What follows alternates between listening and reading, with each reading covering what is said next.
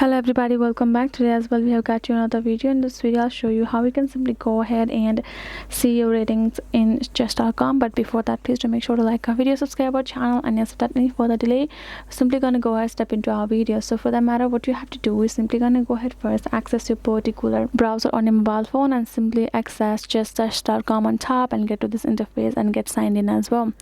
So for that, if you want to simply know your stats, what you're gonna do is simply gonna go ahead, tap on this three line icon on left corner and tap on this home icon of yours, and you're gonna find this kind of interface, right? So here in the section you can see this a play option, right? If you tap on it, it will simply show your stats, aka your rating, because if you scroll down you can see bullet, win, etc, blitz, and etc. And here in the section you can see if you say this award a one trophy, that means you're in top 20, and the trophy color will simply let you know in what stat or what rating you are. Once you start playing, if you go back, you can see puzzles as well.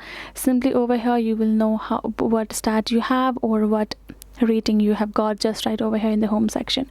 So simply tapping it on and then finding it out is the way for you to do so. Hope this video was helpful to you all, and thank you so much for watching, and yes, I'll see you guys in our next video.